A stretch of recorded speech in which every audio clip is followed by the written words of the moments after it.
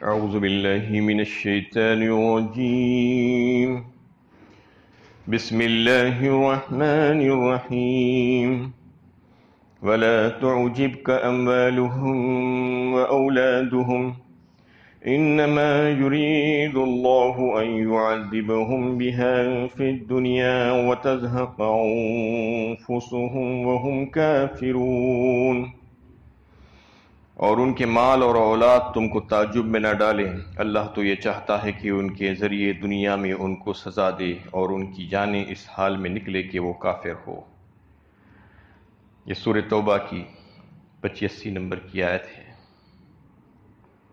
اس سے پہلے بھی اسی صورت میں تقریباً 2-3 رکوع پہلے بالکل ایسی ہی آیت ایسے ہی الفاظ کے ساتھ ملتے جلتے گزر چکی ہے۔ اس میں یہ پیغام ہے کہ جیسا کہ اس سے گزشتہ آیتوں سے منافقین کی بات چل رہی تھی، ان کا تذکرہ چل رہا تھا، ان کی شرارتوں اور سرکشیوں کا، تو اس آیت میں یہ بات بتائی گئی کہ ان کے پاس اللہ تعالیٰ نے ان کو جو مال اور اولادیں دے کر رکھی ہے، اس کی وجہ سے تم کو تعجب میں نہ پڑنا چاہیے کہ ایسا کیوں ہوا، جبکہ وہ مردود ہے اور اللہ کے نافرمان ہیں اور اس قدر خراب کام کر رہے ہیں،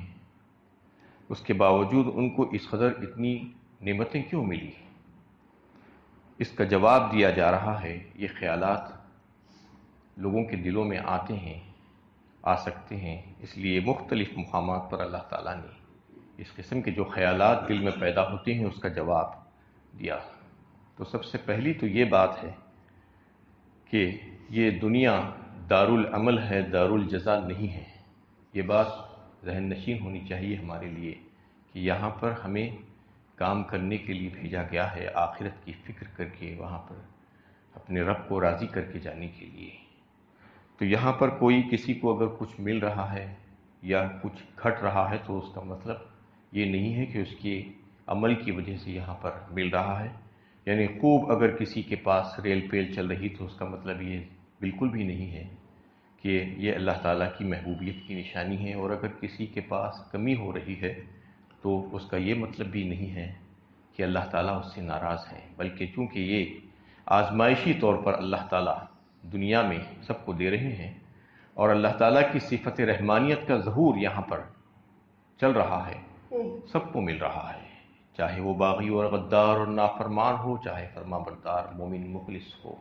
بسا اوقات تو ایسا دکھتا ہے کہ مومنین اور مخلصین کو کم ملتا ہے بنسبت ان لوگوں کے جو اللہ کے باغی اور غدار ہیں۔ تو اس کے لیے جو ہے مختلف صورتوں میں اللہ تعالیٰ نے تسلی دی اپنے مومن بندوں کو۔ لا تمدن عینیک الی ما متعنا به ازواجا منهم زہرۃ الحیاۃ الدنیا لنفتنهم فیہ ورزق ربک خیر وابقی فرمایا سورہ طٰہٰ 16 پاری میں۔ آپ کی نظریں ان چیزوں کی طرف نہ جائیں جس کو ہم نے لوگوں کو دے کر رکھا ہے، جو دنیا کی آزمائش اور دنیا کی آرائش اور دکھاوے کی چیزیں ہیں، اور یہ صرف اس وجہ سے کہ ان کی آزمائش ہو اور ان کا امتحان ہو۔ وَرِزْقُ رَبِّكَ خَيْرٌ وَأَبْقَىٰ، جو رزق اور جو چیزیں ہم نے آپ کو دے کر رکھی ہے، آپ کے رب کی طرف سے آپ کو جو ملی ہے وہ بہتر ہے اور ہمیشہ والی ہے۔ اور ایک مقام پر فرمایا سورہ آل عمران 4 پارے میں، لا يغرنك تقلب الذین کفروا فی البلاد متاع قلیل ثم مأواہم جہنم وبئس المہاد۔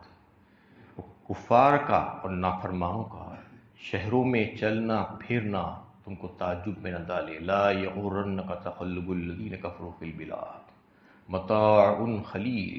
یہ تھوڑا سا فائدہ ہے ان کو جو دیا گیا ہے، اس کے بعد پھر ان کا ٹھکانہ کیا ہے؟ جہنم، ثم مأواہم جہنم وبئس المہاد، بہت برا ٹھکانہ ہے، یہ فرما دیا گیا۔ والذین کذبوا بآیاتنا سنستدرجهم من حیث لا یعلمون، سورہ اعراف 9 پارے میں فرمایا جو ہماری آیتوں کو چھٹلاتے ہیں، نہیں مانتے اس کو، تو ہم ان کی پکڑ بتدریج آہستہ آہستہ کرتے جاتے ہیں جس کی ان کو خبر بھی نہیں ہوتی۔ مطلب یہ ہے کہ تمام تر اللہ تعالیٰ کی نافرمانیاں سرکشیاں کرنے کے باوجود بھی اگر کسی کو مل رہا ہے دنیا میں، تو کوئی یہ نہ سمجھے کہ یہ اللہ تعالیٰ کی محبوبیت اور عطا ہے اور مجھے مل رہا ہے اس وجہ سے، بلکہ یہ استدراج ہے، یہ سمجھ لینا چاہیے۔ ہاں، اللہ تعالیٰ کی فرما برداری کرتے ہوئے اگر مل رہا ہے، اللہ تعالیٰ اپنے نیک بندوں کو بھی عطا فرماتی ہے، تو پھر الحمدللہ وہ نعمت ہو سکتی ہے اللہ تعالیٰ کی طرف سے۔ اور اگر ایسا نہیں ہے،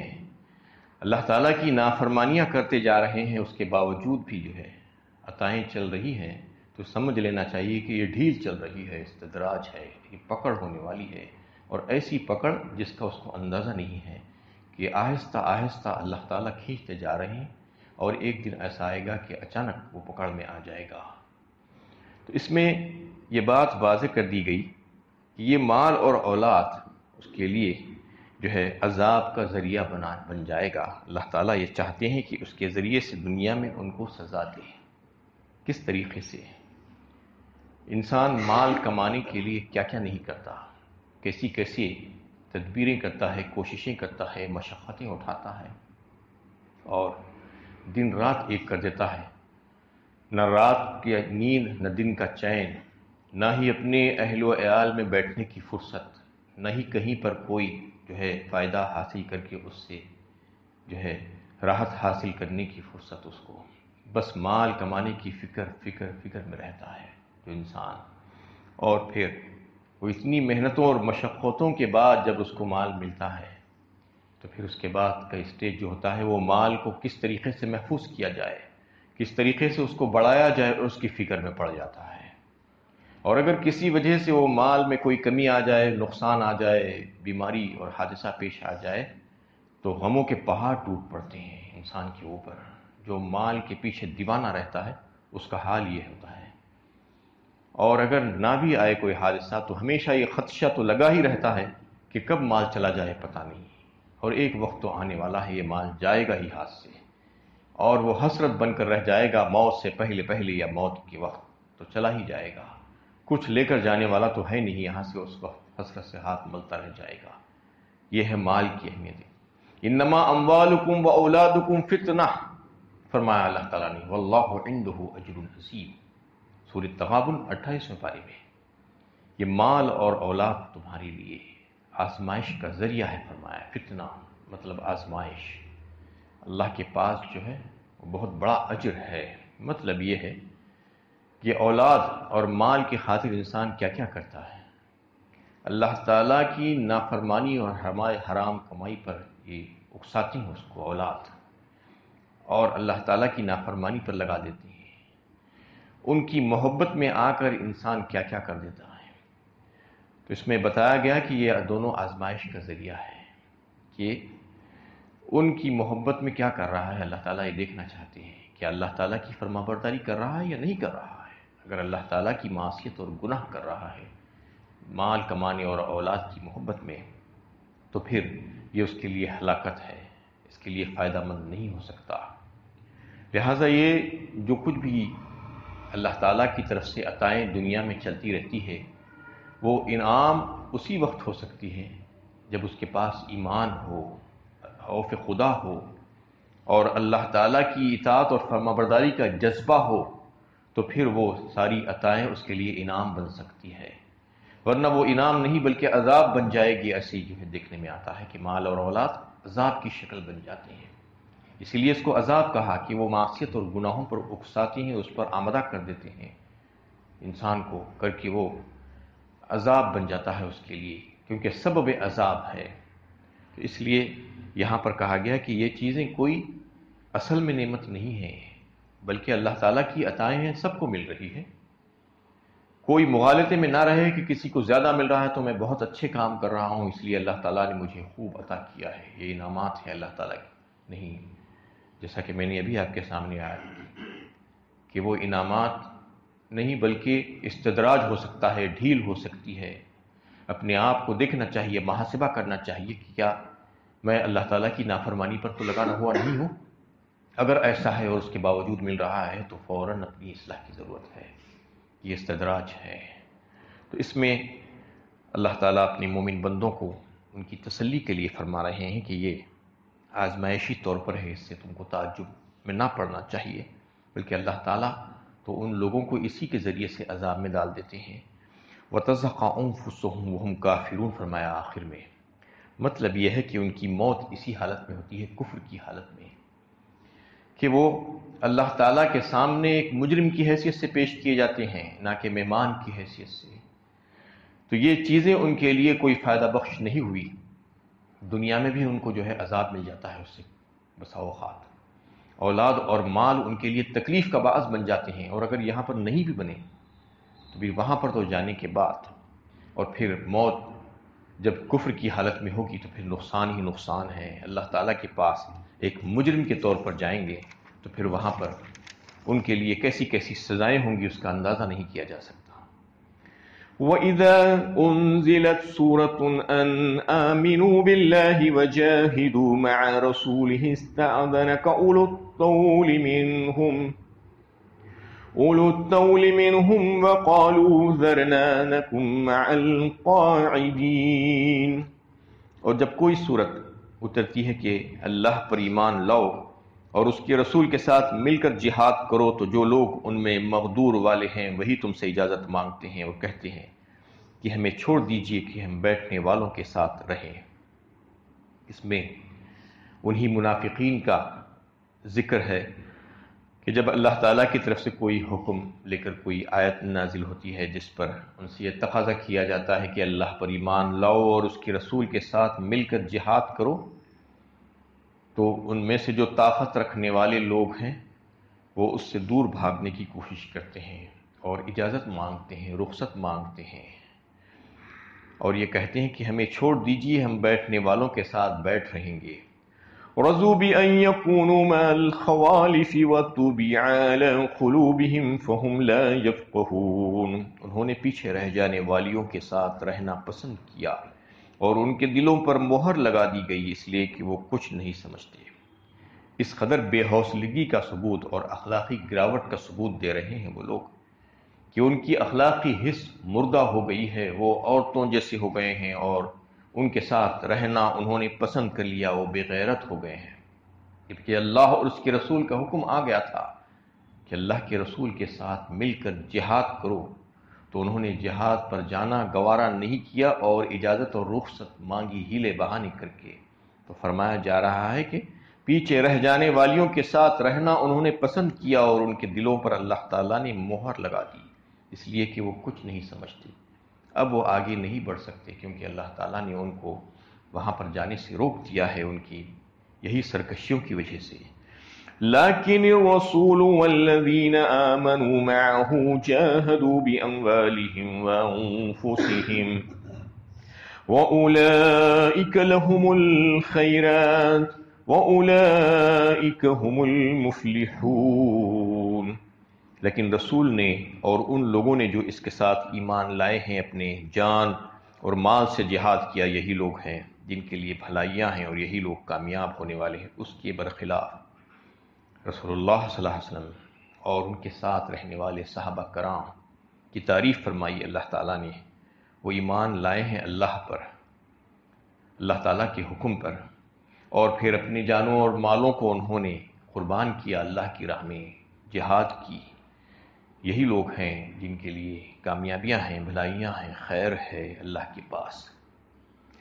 اعد اللہ لهم جنات تجری من تحتها الانہار خالدین فیہا ذلک الفوز العظیم۔ اللہ نے ان کے لیے ایسے باغ تیار کر رکھے ہیں جن کے نیچے نہریں رواں ہیں، ان میں وہ ہمیشہ رہیں گے۔ یہ ہے سب سے بڑی کامیابی، یعنی ان کے لیے بے شمار نعمتیں ہیں اللہ تعالیٰ کی طرف سے، ایسے باغات جن کے نیچے نہریں بہہ رہی ہیں، اور وہ ہمیشگی کا مقام ہے ان کے لیے، وہاں سے ان کو نکالا نہیں جائے گا بلکہ ہمیشہ ہمیشہ وہ انہی نعمتوں میں رہیں گے۔ یہ سب سے بڑی کامیابی ہے۔ وَجَاءَ الْمُؤَذِّرُونَ مِنَ الْأَعْرَابِ لِيُؤْذَنَ لَهُمْ وَقَعَدَ الَّذِينَ كَذَبُوا اللَّهَ وَرَسُولَهُ سَيُصِيبُ الَّذِينَ كَفَرُوا مِنْهُمْ عَذَابٌ أَلِيمٌ۔ بدوؤں میں سے بھی عذر کرنے والے آئے تاکہ انہیں بھی اجازت دی جائے، اور جن لوگوں نے اللہ اور اس کے رسول سے جھوٹ بولا تھا وہ بیٹھے رہے۔ ان بدوؤں میں سے جن لوگوں نے کفر کیا وہ عنقریب دردناک سزا سے دوچار ہوں گے۔ اس میں اعراب کا لفظ آیا ہے، یہ عرب کی جمع نہیں ہے بلکہ اعراب کہتے ہیں بدوؤں کو، جو دیہاتی لوگ ہوتے ہیں، جو شہر سے دور رہنے والے، سبربس میں رہنے والے جو لوگ ہوتے ہیں، جو علم سے دور عام طور پر اور علم رکھنے والوں سے دور ہوتے ہیں، وہ اجٹ اور گنوار ہوتے تھے۔ ان کا تذکرہ فرمایا کہ اس میں دو قسم کے لوگ تھے منافقین میں، جو بدو تھے، جو شہر سے دور رہنے والے، جو گنوار لوگ تھے، دیہاتی لوگ۔ ایک تو وہ تھے کہ جنہوں نے جب حکم دیا گیا کہ جہاد میں رسول اللہ صلی اللہ علیہ وسلم کے ساتھ شرکت کریں تو آ کر جھوٹے بہانے اور عذر تلاش کر کر کے آپ سے اجازت اور رخصت مانگنے لگے۔ دوسرے وہ قسم کے لوگ تھے وہ منافقین میں جن کی سرکشی اس قدر بڑی ہوئی تھی کہ وہ آ کر آپ صلی اللہ علیہ وسلم سے اجازت لینے کی ضرورت بھی محسوس نہیں کی، ایسے ہی گھروں میں بیٹھے رہے۔ دوسرے قسم کے جو منافقین تھے ان کے لیے فرمایا جا رہا ہے کہ عذاب علیم تیار ہے ان کے کفر کی وجہ سے، ان قریب ان کو اس کی سزا ملنے والی ہے۔ اس کو حضرت جابر بن عبداللہ ایک حدیث روایت کرتے ہیں کہ جد بن قیس ایک صحابی تھے جن کو نبی صلی اللہ علیہ وسلم نے جہاد میں نہ چلنے کی اجازت دے دی کسی عذر کی وجہ سے۔ اس پر دیگر منافقین بھی آ کر آپ صلی اللہ علیہ وسلم سے اجازت مانگنے لگے۔ آپ صلی اللہ علیہ وسلم نے ان کو بھی اجازت دے دی، لیکن وہ جانتے تھے کہ یہ لوگ جو اجازت مانگ رہے ہیں یہ جھوٹے بہانے تراش کر کے مار رہے ہیں، اس لیے آپ صلی اللہ علیہ وسلم نے ان سے اعراض کیا، اجازت تو دے دی لیکن اعراض کیا۔ اس پر یہ آیت نازل ہوئی کہ جن لوگوں نے کفر کیا ہے اور جھوٹ کہہ کر رسول اللہ صلی اللہ علیہ وسلم کے سامنے آ کر بہانے بنا کر ان سے اجازت مانگی ہے، ان قریب و دردناک سزا سے دوچار ہونے والے ہیں۔ اور ان منافقین کے حق میں اللہ تعالیٰ کی طرف سے سزا کا وعدہ پورا ہو کر رہا۔ اس کی صورت یہ ہوئی کہ اس آیت کو نازل ہوئے ابھی 2 سال بھی نہیں گزرے تھے کہ ان منافقین نے کھلے بندوں ارتداد کی راہ اختیار کی، اور اس وقت خلیفہ اول حضرت ابوبکر صدیق رضی اللہ تعالیٰ عنہ نے اس فتنے ارتداد کا تلوار سے مقابلہ کیا اور ان کو سزا دی۔ تو اس میں ان کو سزائیں جو ملی اس کا تذکرہ اللہ تعالیٰ نے فرمایا، ليس على الضعفاء ولا على المرضى ولا على الذين لا يجدون ما ينفقون حرج إذا نصحوا لله ورسوله